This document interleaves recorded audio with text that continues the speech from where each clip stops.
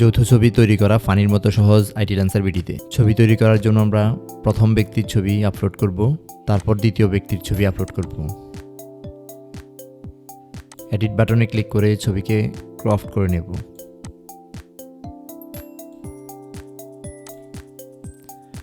দ্বিতীয় ছবিকে একইভাবে ক্রপ করে নিলাম।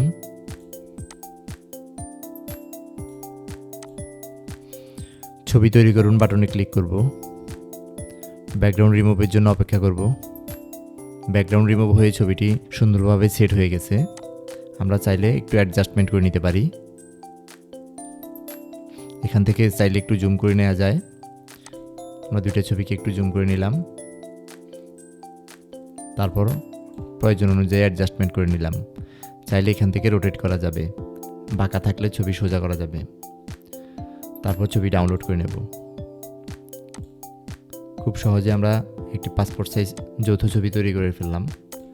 এছাড়া আমরা যদি চাই এখান থেকে ব্যাকগ্রাউন্ড কালারগুলো পরিবর্তন করতে পারবো। কালার পিকার থেকে আমাদের পছন্দনীয় কালারটা চয়েস করতে পারবো।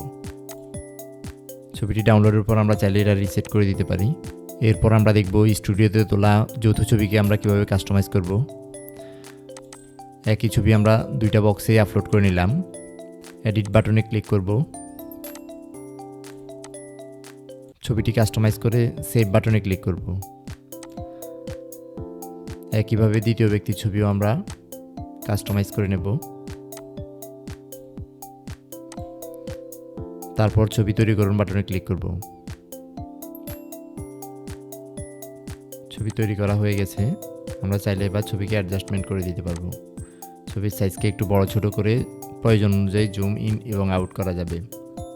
এরপর ব্যাকগ্রাউন্ড পরিবর্তন করার প্রয়োজন হলে ব্যাকগ্রাউন্ড পরিবর্তন করে নেব, তারপর ডাউনলোড করে ফেলব। এভাবে আমরা খুব সহজে যৌথ ছবি তৈরি করতে পারি। এমন দরকারি সব টুলসগুলো আপনারা পাবেন আইটি ল্যান্সার ভিডিওতে।